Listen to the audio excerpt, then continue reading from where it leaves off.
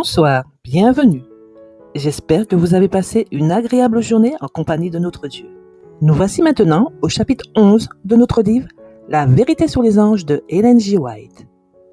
Les anges de l'époque de David à la captivité à Babylone. David, Salomon, Élie, Élisée, Ésaïe et Ézéchiel ont tous vécu une relation spéciale avec le Seigneur qui les a confiés aux bons soins des anges pour garantir le succès de leur mission et parer ainsi leur faiblesse humaine.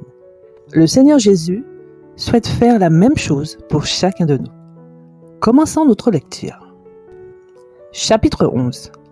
Les anges de l'époque de David à la captivité à Babylone. Le règne de David. L'arche resta dans la maison d'Abinadab jusqu'à ce que David soit fait roi. Il rassembla tous les élus d'Israël au nombre de 30 000 et alla faire monter l'arche de Dieu. Ils firent asseoir l'arche sur un chariot neuf et la furent sortir de la maison d'Abinadab. Uza et Aïo, fils d'Abinadab, conduisirent le char. David et toute la maison d'Israël jouaient devant le Seigneur sur toutes sortes d'instruments de musique.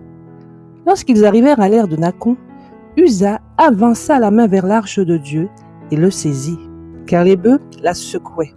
La colère de l'Éternel s'enflamma contre Uza, et Dieu le frappa pour sa faute, et il mourut là, près de l'arche de Dieu. Uza était en colère contre les bœufs parce qu'ils avaient trébuché. Il montra une méfiance manifeste à l'égard de Dieu, comme si celui qui avait apporté l'arche du pays des Philistins ne pouvait pas en prendre soin. Les anges qui assistaient l'arche frappèrent Uza pour avoir présumé avec impatience de mettre la main sur l'arche de Dieu. Dans le but d'étendre ses conquêtes parmi les nations étrangères, David décida d'augmenter son armée en exigeant le service militaire de tous ceux qui avaient l'âge requis. Pour ce faire, il était nécessaire de faire un recensement de la population. C'est l'orgueil et l'ambition qui ont motivé cette action du roi. L'objet de cette entreprise était directement contraire au principe d'une théocratie. Même Joab, peu scrupuleux comme il avait montré jusqu'à présent, a protesté. Néanmoins, la parole du roi l'emporta sur Joab. Le lendemain, un message est apporté à David par le prophète Gad. Ainsi parle l'Éternel, choisis entre une famine de 3 ans ou 3 mois pour être détruit devant tes ennemis, tandis que l'épée de tes ennemis t'atteindra, ou 3 jours de l'épée de l'Éternel, la peste dans le pays, et l'ange de l'Éternel détruisant sur toutes les côtes d'Israël. Maintenant donc, dit le prophète, avise toi-même de la parole que je rapporterai à celui qui m'a envoyé. La réponse du roi a été: tombons maintenant dans la main du Seigneur, car ses miséricordes sont grandes, et que je ne tombe pas dans la main de l'homme. Une destruction rapide suivit. 70 000 personnes furent détruites par la peste. David et les anciens d'Israël étaient dans l'humiliation la plus profonde, se lamentant devant le Seigneur. Alors que l'ange du Seigneur s'apprêtait à détruire Jérusalem, Dieu lui ordonna de suspendre son œuvre de mort. L'ange, vêtu de vêtements de guerre, l'épée dégainée à la main, tendue sur Jérusalem, se révèle à David et à ceux qui sont avec lui. David a terriblement peur, mais il crie sa détresse et sa compassion pour Israël.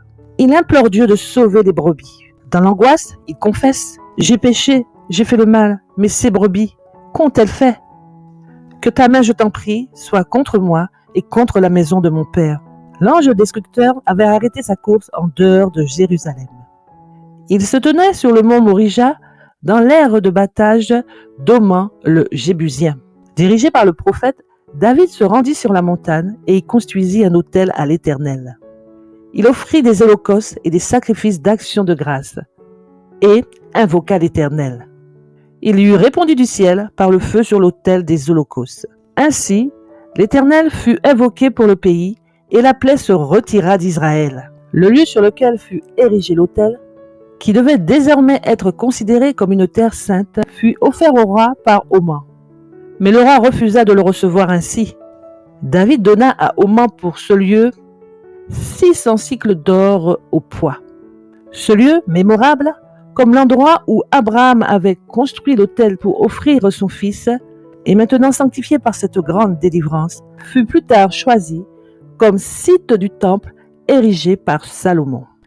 Dès le début du règne de David, l'un de ses projets les plus chers avait été d'ériger un temple à l'Éternel. Bien qu'il n'ait pas été autorisé à réaliser ce projet, il n'en avait pas moins manifesté son zèle et son sérieux en sa faveur. Le Seigneur, par intermédiaire de son ange, instruisit David et lui donna un modèle de la maison que Salomon devait construire. Un ange fut chargé de se tenir auprès de David pendant qu'il rédigeait, à l'intention de Salomon, les instructions importantes concernant l'aménagement de la maison. Salomon. Le cœur du peuple est tourné vers Salomon comme il était vers David, et il lui obéit en toutes choses. Le Seigneur envoie son ange pour instruire Salomon par un rêve au cours de la nuit. Il rêve que Dieu s'entretient avec lui.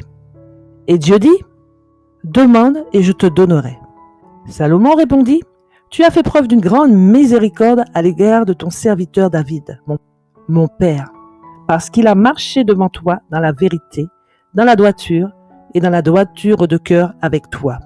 Et tu lui as conservé cette grande bonté en lui donnant un fils pour s'asseoir sur son trône, comme c'est le cas aujourd'hui.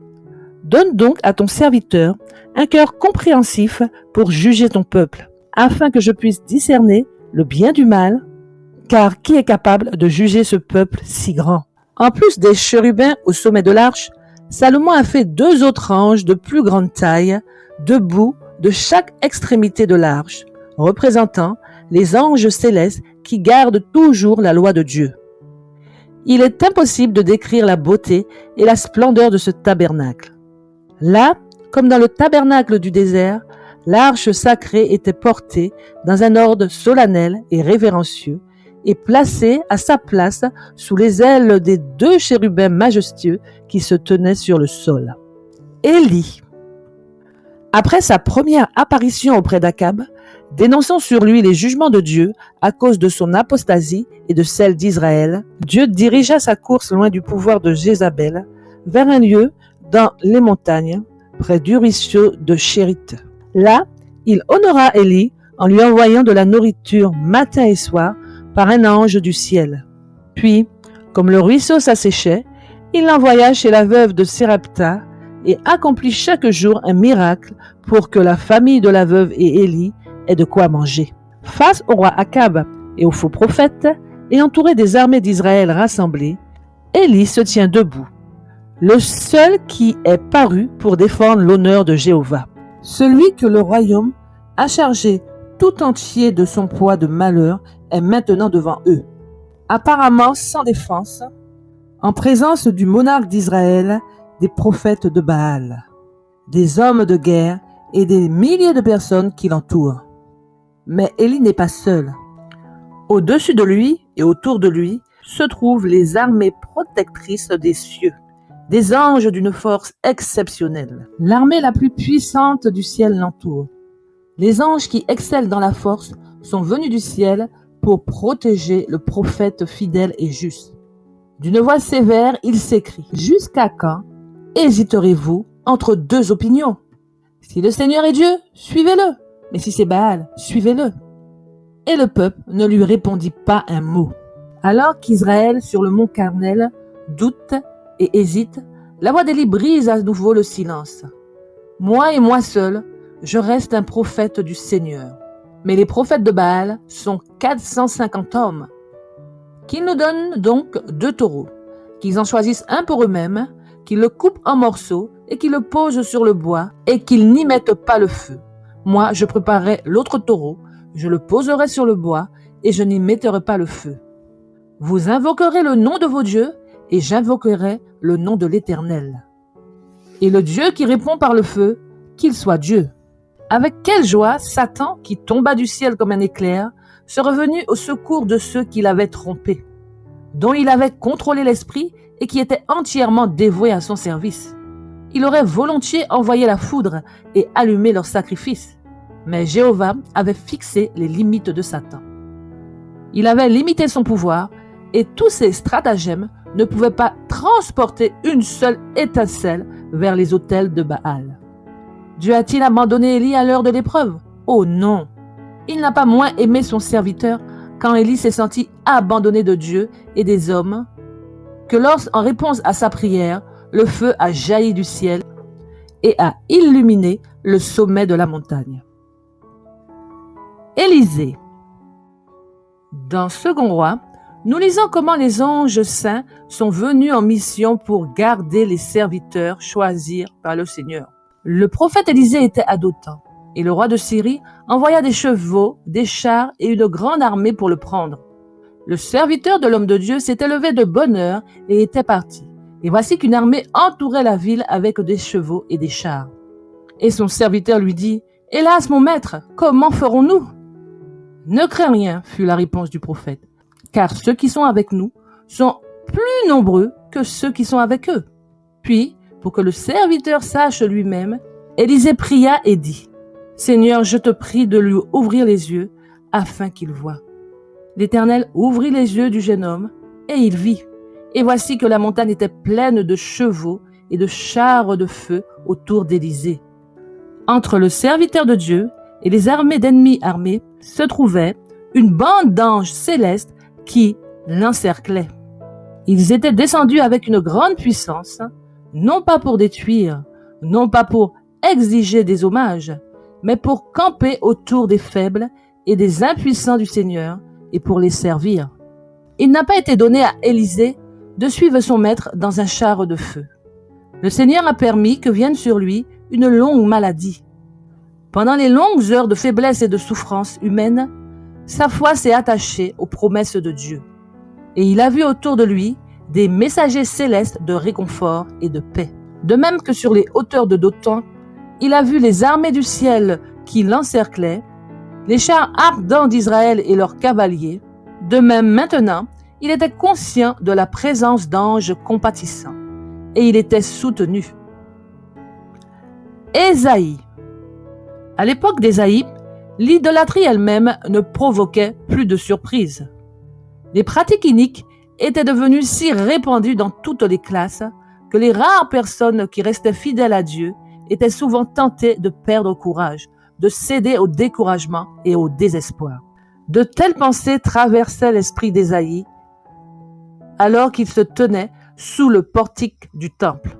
Soudain, la porte et le voile intérieur du temple semblent être soulevés ou retirés, et il lui est permis de regarder à l'intérieur, dans le Saint des Saints, où même les pieds du prophète ne pouvaient entrer. Devant lui s'éleva la vision de Jéhovah, assis sur un trône haut et élevé, tandis que la traînée de sa gloire remplissait le temple. De chaque côté du trône planaient les séraphins, le visage voilé d'adoration, tandis qu'ils servaient leur Créateur et s'unissaient dans l'invocation solennelle. Saint, Saint, Saint est le Seigneur des armées. Toute la terre est remplie de sa gloire. Une gloire indescriptible émanait d'un personnage sur le trône, et sa traîne remplissait le temple. Des chérubins se trouvaient de chaque côté du propitiatoire, comme des gardes autour du grand roi, et ils brillaient de la gloire qui les enveloppait de la présence de Dieu. Comme leur chant de louange résonnait en notes profondes et sérieuses d'adoration, les piliers de la porte tremblaient, comme secoués par un tremblement de terre. Ces êtres saints chantaient la louange et la gloire de Dieu avec des lèvres non polluées par le péché. Le contraste entre les faibles louanges qu'Ésaïe avait l'habitude d'accorder au Créateur et les louanges ferventes des séraphins étonna et humilia le prophète. Il avait pour l'instant le sublime privilège d'apprécier la pureté sans tache du caractère exalté de Jéhovah. Tandis qu'il écoutait le chant des anges qui s'écriaient « Saint, Saint, Saint, le Seigneur des armées, toute la terre est remplie de sa gloire. La gloire, la puissance infinie, la majesté insurpassable du Seigneur passaient devant sa vision et s'imprimaient dans son âme. À la lumière de cet éclat incomparable, qui rendait manifeste tout ce qui pouvait supporter la révélation du caractère divin, sa propre souillure intérieure apparaissait devant lui avec une clarté saisissante. Ses paroles même lui paraissaient viles. Les séraphins habitaient en présence de Jésus, mais ils voilaient de leurs ailes leur visage et leurs pieds. Ils regardaient le roi dans sa beauté et se couvraient. Quand Ésaïe vit la gloire de Dieu, son âme fut prosternée dans la poussière. À cause de la vision sans nuage qui lui fit gracieusement permis de contempler, il fut rempli d'humiliation. Tel sera toujours l'effet sur l'esprit humain lorsque les rayons du soleil de la justice brilleront glorieux sur son âme. Au fur et à mesure que la gloire croissante du Christ est révélée, l'agent humain ne verra aucune gloire en lui-même, car la difformité cachée de son âme est mise à nu, et l'amour-propre de sa glorification de soi s'éteigne. Le moi meurt et le Christ vit.